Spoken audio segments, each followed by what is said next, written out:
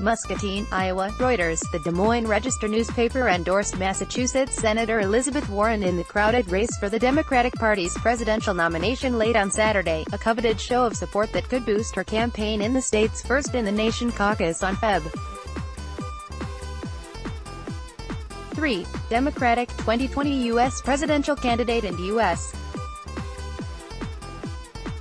Senator Elizabeth Warren, DMA, waits to do selfies with audience members at a campaign town hall meeting in Muscatine, Iowa, U.S., January 25, 2020. Reuters, Brian Snyder. Iowa's caucuses are the first nominating contests in presidential election cycles, giving the largely rural, Midwestern state an outsized role in choosing standard-bearers from each party. "I just heard about it and I'm delighted," Warren told supporters after an event in Muscatine, Iowa.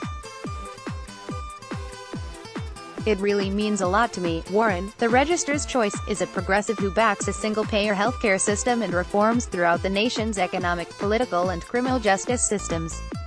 In its endorsement, the newspaper said Warren would push an unequal America in the right direction.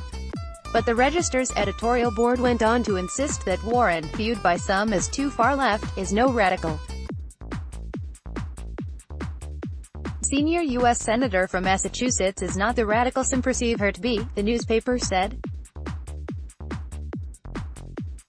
She was a registered Republican until 1996. She is a capitalist. In an Iowa poll released on Saturday by the New York Times, Warren came in third among Democratic voters, behind fellow progressive Vermont Senator Bernie Sanders and former Vice President Joe Biden. The Register's endorsement was the second high-profile nod from a major newspaper this week. The New York Times endorsed her this week along with Minnesota Senator Amy Klobuchar, offering Warren for progressives and Klobuchar for those who prefer a more moderate approach. In Muscatine, where Klobuchar was set to speak at a campaign event soon after an appearance by Warren, Dick Paul, 68, said he is leaning toward supporting Klobuchar because she has deep experience in government and lots of good common sense.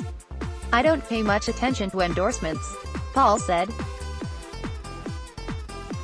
"I don't think it will make a difference." About 45 minutes after the announcement, Warren's campaign sent an email to supporters, sharing the news and asking for donations to help push turnout on caucus night. "As exciting as these endorsements are, they won't mean anything if we don't do the work on the ground to turn out our supporters on February 3rd, the email said. Donald Trump, an incumbent who enjoys high favorability ratings within his party, is expected to handily win the Republican nomination. The Democratic field remains wide open, with 5 candidates leading a pack that started with more than 24 contenders.